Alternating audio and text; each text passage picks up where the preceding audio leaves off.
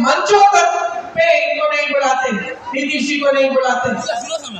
और प्रधानमंत्री जी भाषण क्या देते हैं कि कांग्रेस पार्टी के पोस्टर पे तेजस्वी जी की फोटो छोटी लगी है, या फिर आरजेडी के पोस्टर पे राहुल जी की छोटी फोटो लगी है। आप बताइए, देश के प्रधानमंत्री हैं और कोई काम नहीं है कि पोस्टरों को देख के लोगों की फोटो नापे?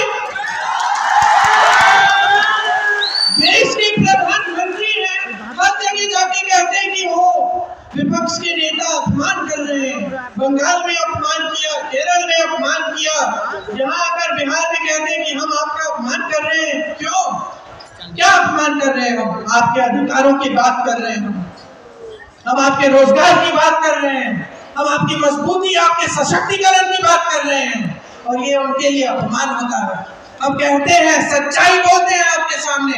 कल राहुल गांधी जी ने दिखाया आपको, हरियाणा में पूरी सरकार चोरी कर दी, 25 लाख वोट फर्जी, 25 लाख सरकार चोरी की, वोटों की चोरी की। इससे आपको क्या फर्क पड़ता है? आप बताएं मुझे।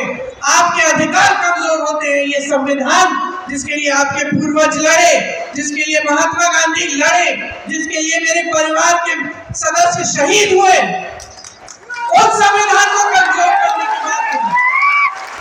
आज इनका अहंकार इतना बढ़ चुका है कि आपके वोटों का भी सम्मान नहीं कर रहे हैं। 65 लाख वोट आपके काटे हैं बिहार में, 65 लाख वोट। और मैं दावे के साथ कह सकती हूँ कि अगर ये चुनाव निष्पक्ष होगा तो आप इनको खदेड़ने वाले हैं, निकालने वाले हैं और एक नई सरकार लाने वाले हैं। एक ऐसी सरकार जो आपका सम्मान करती है, जो महिलाओं के लिए काम करती है, जो इनका इस्तेमाल नहीं करती अपने वोट के लिए, अपनी सत्ता के लिए, जो आपको फुसलाने का, आपको झूठ बोलने का काम नहीं करती। एक ऐसी सरकार लाओ जिसे वोट चोरी करने की जरूरत नहीं है।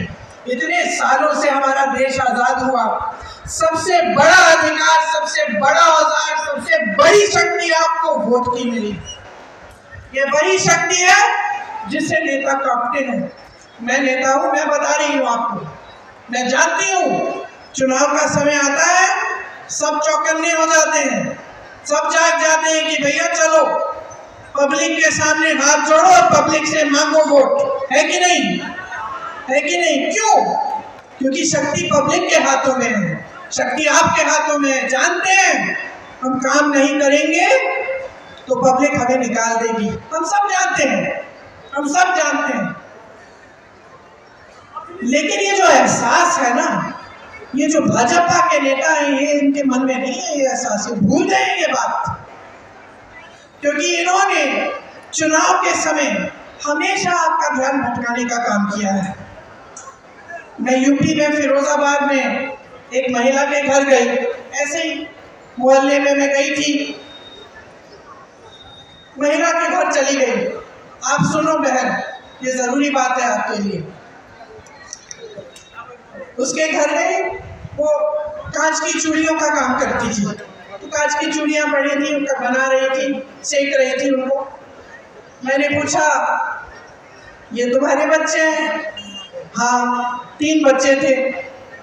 तो मैंने कहा, बहन पाठशाला नहीं जाते, पढ़ाई नहीं करते, दिन में घर पे है?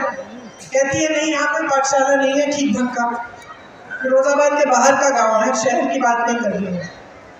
ठीक है, पाठशाला नहीं है। फिर मैंने पूछा पानी आता है? कहती है टूटी लगी थी।